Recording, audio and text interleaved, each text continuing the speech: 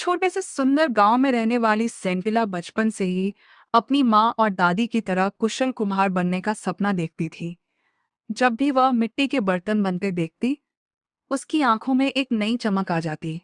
लेकिन उसकी माँ अरिन्ना चाहती थी कि वह बुनाई सीखे, क्योंकि मिट्टी के बर्तन बनाना बहुत कठिन, थकाने वाला और कम कमाई वाला काम था।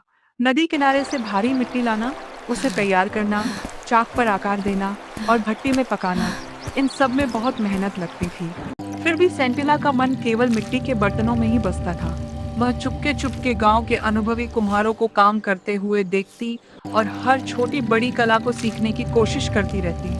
धीरे धीरे गांव वालों को भी पता चल गया कि सेंडिला मिट्टी के बर्तन बनाना सीखना चाहती है। गांव के बुजुर्गों ने उसके पिता मैसोबा को समझाया कि पारंपरिक कला और हुनर अगली पीढ़ी तक पहुंचाना बहुत जरूरी है। इसके बाद अरनला ने सेंटिला को मिट्टी खोदना, उसे गूंथना और बर्तन बनाना सिखाना शुरू किया। लेकिन शुरुआत में सेंटिला बार बार असफल हो जाती। उसके हाथों से मिट्टी बिगड़ जाती और वो निराश होकर बैठ जाती। फिर भी उसने कभी हार नहीं मानी। कुछ समय बाद लड़कियों के छात्रावास में रहने के दौरान ओनुला नाम की एक दयालु महिला ने उसकी परेशानी समझी। उसने सेंटिला को आत्मविश्वास दिया और प्यार से सही तकनीक सिखाई।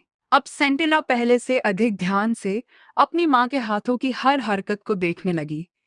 लगातार अभ्यास, मेहनत और धैर्य से उसकी कला निखरती चली गई। एक दिन उसकी माँ ने बहाना किया कि वह बीमार है और सारा काम सेंटिला को अकेले करने दिया। उस दिन सेंटिला ने पूरी लगन और आत्मविश्वास के साथ एक के बाद एक सुंदर बर्तन बना दिए। वह अपनी सफलता देखकर बेहद खुश थी। लेकिन जब वह घर के अंदर गई, तो उसने देखा कि उसकी माँ अब इस दुनिया में नहीं रही। यह पल उसके लिए बहुत दर्दनाक था। अगले दिन ओनुला ने कार्यशाला में दो कतारों में रखे सुंदर बर्तनों को देखा। वह समझ गई कि अब सेंटिला सचमुच एक कुशल कुम्हार बन चुकी है। उसी क्षण एक नई कुम्हार का जन्म हुआ।